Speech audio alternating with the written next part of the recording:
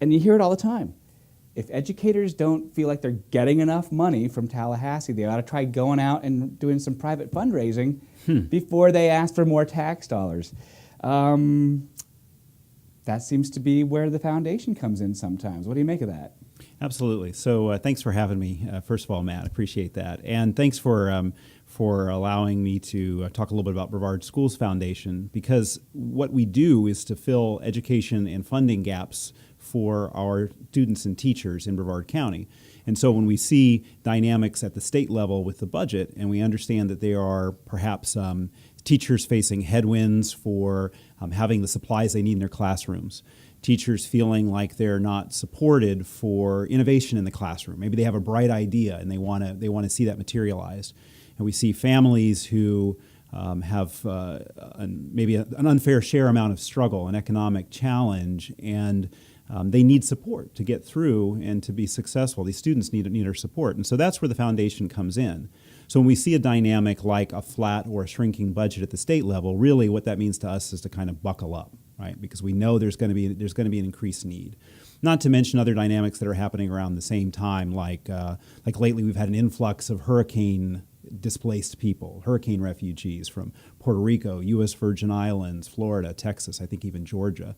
So we have all of these dynamics coming at the same time. And when the public monies aren't there, or they can't reach into some of those corners where we still need service, that's where the foundation comes in.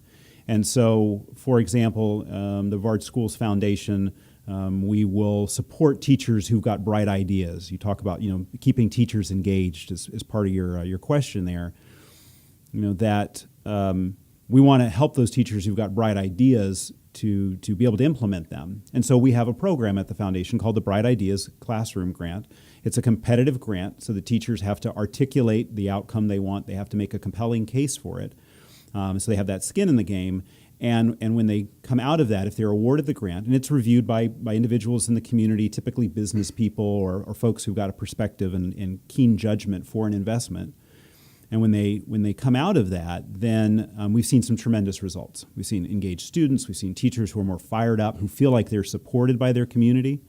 And there's one example that, in fact, I had shared recently with the state legislature. I went up to the State Board of Education and had the chance to speak with them and talked about an example in Brevard County here where there was a teacher who was respected among her peers, was impactful in her classroom, and had this idea about doing more to affect the entire grade. And she was a fifth grade teacher.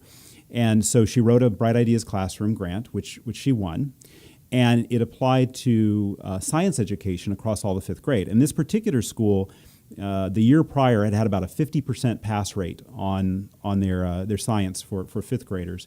And after going through this program and getting some additional supplies, some things to take home, some different strategies for engaging different kids across the grade, then they moved in 1 year from around 50% to almost 75%. I think we might have exceeded 75%. And it was the biggest gain in the year in Brevard County.